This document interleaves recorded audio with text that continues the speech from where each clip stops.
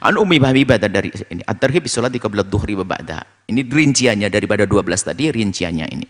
Kenapa sholat-sholat itu menjadi sholat yang dikukuhkan? Karena banyak riwayat dari Nabi SAW ini. An Ummi Habibah dari Ummu Habibah radhiyallahu taala anha, semoga Allah meridainya, qalat, beliau berkata, sami'tu Rasulullah, aku mendengar baginda Nabi Muhammad SAW yaqulu, bersabda, man hafadha ala arba'i raka'atin, barang siapa menjaga 4 rakaat, cuman caranya tetap 2-2. Ingat, salat sunnah yang dilakukan siang hari hanya 2-2. Salat sunnah 2-2, ajarannya 2-2. Memang salat malam yang salatul lail mathna, salat malam 2-2. Kalau salat siang memang boleh, mohon maaf, boleh tidak 2-2. Langsung 4 boleh. Cuman dianjurkan tetap 2-2 karena apa? Kalau Anda mengambil 2-2 lebih bagus. Kenapa? Semakin banyak pekerjaannya. Karena kalau sudah Anda melakukan sholat 2 rakaat salam, 2 rakaat salam, ada tambahan amalan apa? Tasyahudnya tambah, takbirnya tambah, salamnya tambah. Walaupun Anda bisa melakukan 4 langsung. Sholat siang ya. Kalau malam, sholatul laili mathna. Anjurannya. Kalau pengen witiran 11 rakaat tetap 2-2-2-2-2-2, 1. Sholat tarawih 2-2. Yang ingin melakukan 4, ya tentunya ya sah-sah saja. Cuman keluar dari anjuran Nabi. Ada kan sholat malam tarawih 4. Bagaimana dia?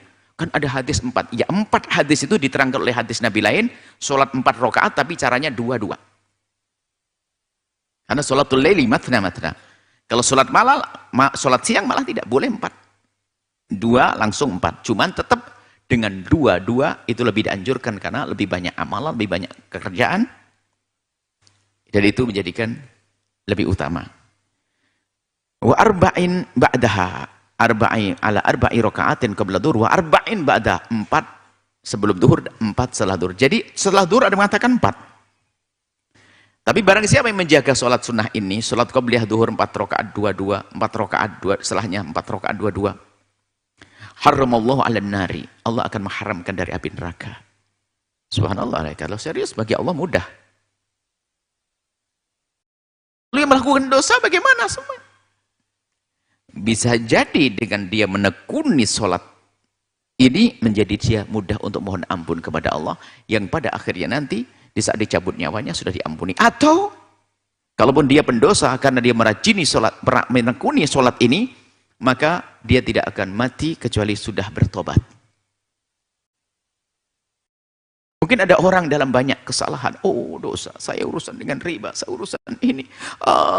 Saya ingin dapat jaminan agar tidak masuk api neraka. Saya akan lakukan sholat ini. Terus rutin.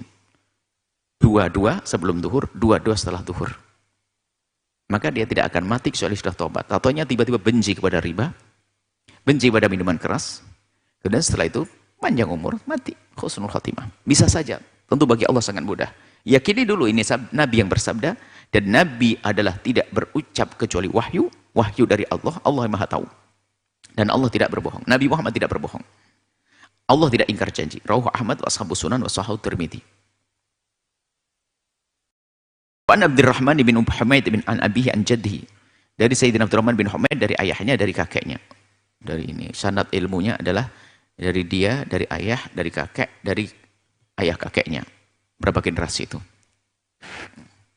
Anna Rasulullah SAW bersabda, qala salatul hajiri mithlul laili.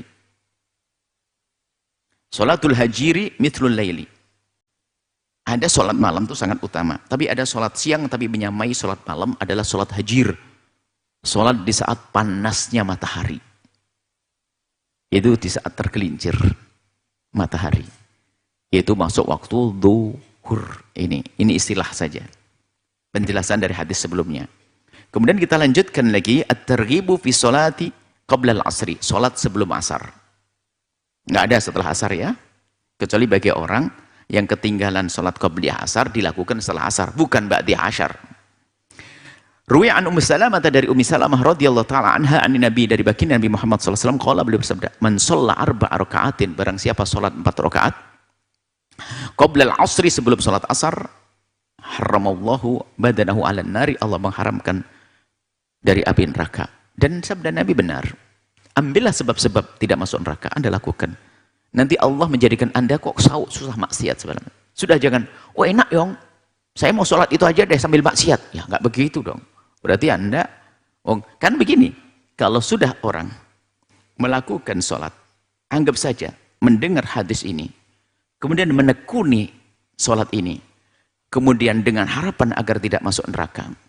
Kalau betul dia memang takut masuk neraka, apakah mungkin dia akan gampang entengin dosa? Ya enggak dong. Masa ada? Ya sudahlah, yang penting kita sholat ini saja dah, nanti saya nyuri, saya mabuk, segala macam. Enggak mungkin ada. Dan tidak akan bisa melakukan sholat itu. Kalaupun melakukan sholat tidak berharap agar dikeluarkan dari neraka, agar dijauhkan dari neraka. Enggak. Dia main-main, karena keyakinan Anda, bahwasanya Anda takut kepada api neraka itu secara otomatis menjadikan Anda berusaha untuk menjauh daripada dosa-dosa, atau paling tidak menyesali dulu. Anggap saya begini, tadi kita sambungkan dengan sholat qablah duhur. Ada orang melakukan, saya ingin melakukan sholat ini agar saya terjauh dari api neraka.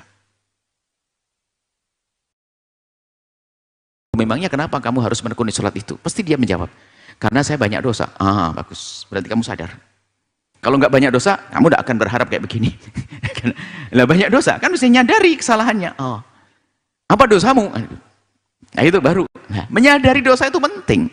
Kapan orang menyadari dia melakukan kesalahan, biarpun dia masih melakukannya, tapi dia sadar itu kesalahan, dan dia sadar hukumannya berat, nanti perlahan demi perlahan dia akan menjauh dari dosa itu. Hanya waktunya saja yang berbeda antara orang dengan orang. Ada spontan mendengar berita seksa, langsung dia menghindar. Ada orang yang masih mikir banyak, masih banyak godaan. Akhraja fil awsat. Dari riwayat yang lain, ini Al-Haythami menyebutkan bahwasanya ini an Abdullah bin Amri mithlahu wa lafdhu, dari Sayyidina Abdullah bin Amru, sama hadis serupa dengan ini. Tapi tadi kan bunyi haramallahu badanahu 'alan nar, Allah mengharamkan badannya dari masuk neraka. Tapi riwayat lain bunyinya lam tamassahun naru, tidak akan tersentuh api neraka, ya sama. Kurang lebihnya.